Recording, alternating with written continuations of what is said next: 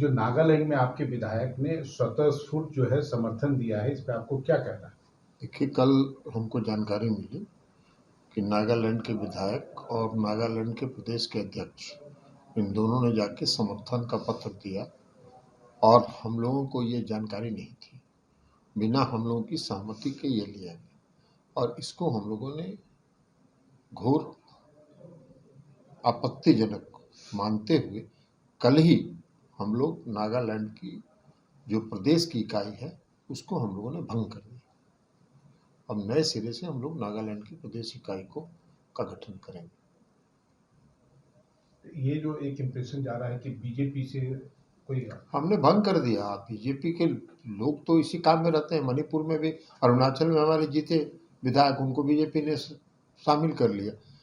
मणिपुर में भी हमारे विधायक जीते, उनको बीजेपी ने 5 लोगों को किया, 1 आदमी रह गए।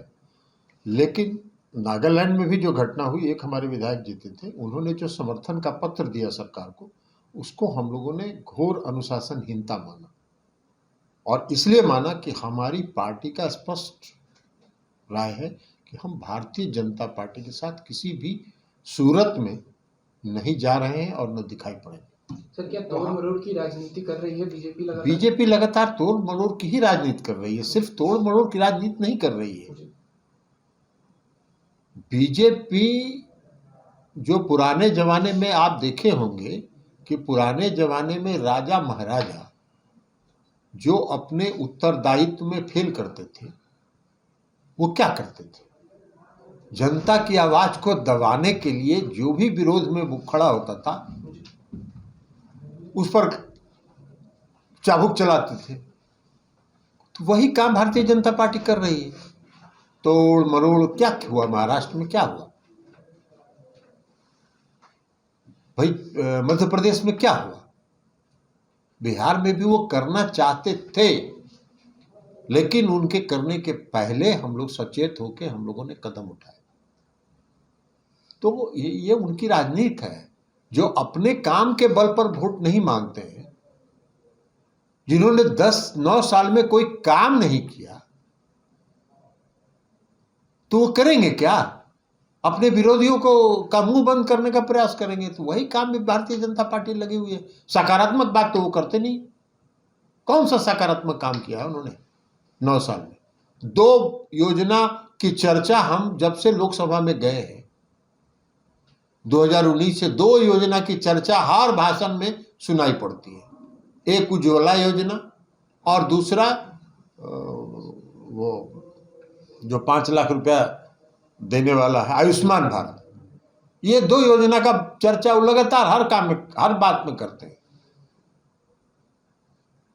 और उज्ज्वला योजना तो अब क्या हो गया? गैस का सिलेंडर का दाम कितना कर दिया?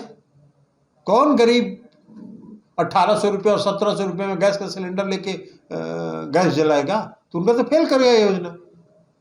आयुष्मान भारत में कितने लोगों को दिया उन्होंने 5 लाख रुपए का लाभ? इसका तो डाटा आज तक बताया नहीं उन्होंने। तो ये उनका काम है। सकारात्मक बात पर वो नहीं मांगेंगे वोट। 2024 आ रहा है, अपने विरोधियों पर कैसे अपने पालतू तोतों का इस्तेमाल करके उनकी आवाज को बंद किया जाए, इसी काम में वो लगे हैं। तो ये तो लगातार वो कर रहे हैं। और उसके बाद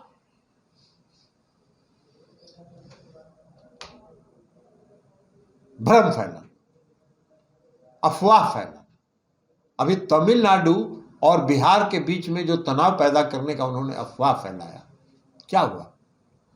कुछ नहीं हुआ, कोई घटना ही नहीं हुई। बिहार की टीम भी वहां गई हुई है, तमिलनाडु की सरकार ने जांच किया है, कोई घटना ही नहीं हुई है। और जो कोई घटना हुई नहीं, और गिरफ्तार कौन कौन लोग हुए? तमिलनाडु की सरकार ने जो गिरफ्तारी की है, किन किन लोगों की गिरफ्तारी हुई है? तो अफवाह फैलाना, भ्रम फैलाना जनता के बीच में, अपने विरोधियों को दबाना, अपने विरोधियों की आवाज को बंद करना, यही सरकार का फितरत है। और इसी पर काम करके वोट लेना चाहती है। जनता इस देश की बहुत सचेत है और बहुत सतर्क है। उस समय आने पर हिसाब बता देती है। सर, आपके जो विरोधी हैं उनको केंद्र सरकार बड़ी, और वो तो देगी ही ना, क्या करेंगे? लेकिन उससे कोई फर्क पड़ ना रहा है। 2015 का विधानसभा चुनाव याद करिए। 2015 के विधानसभा चुनाव में ये सब लोग साथ थे एनडीए के,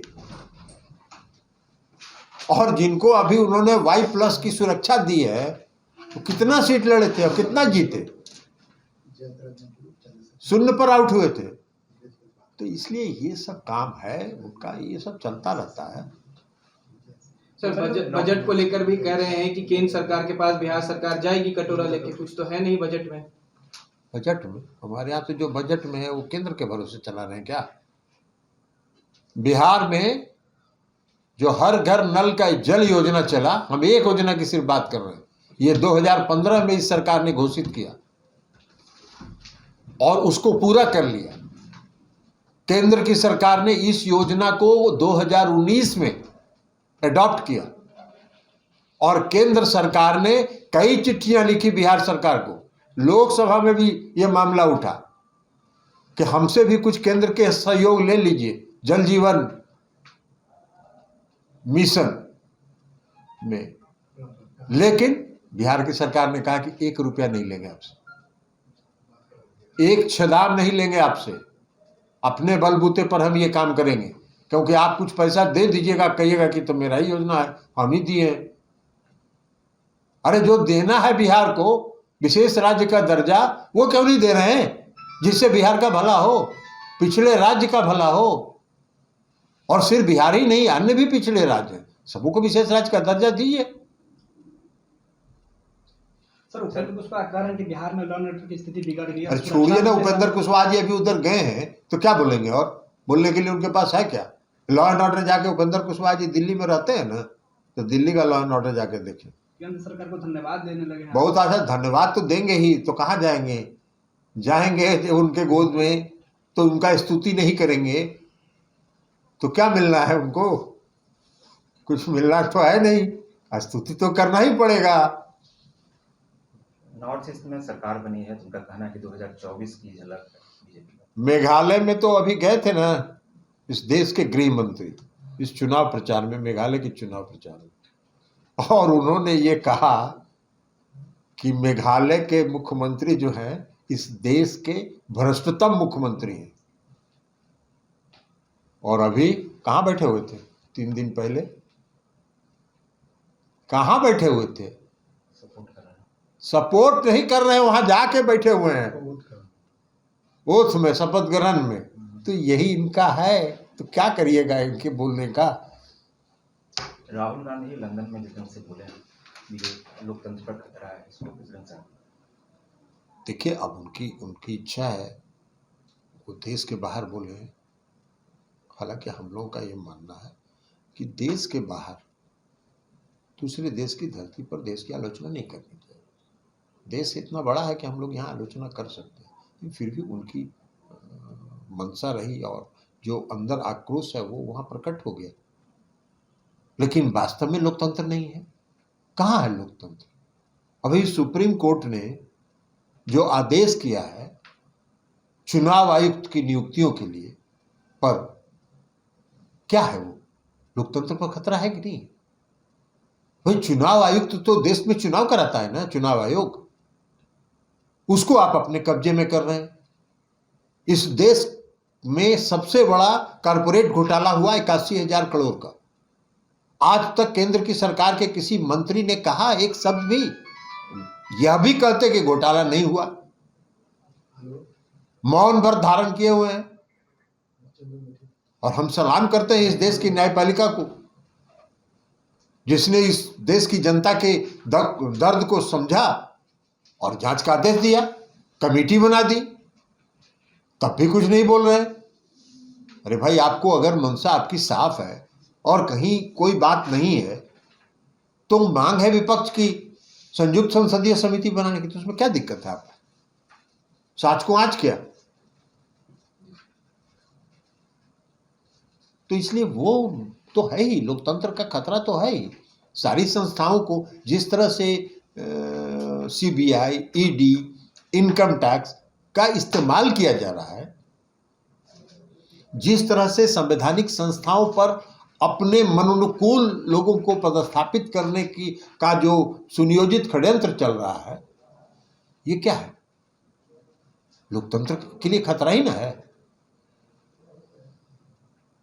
इसलिए लोकतंत्र पर तो खतरा तो है ही।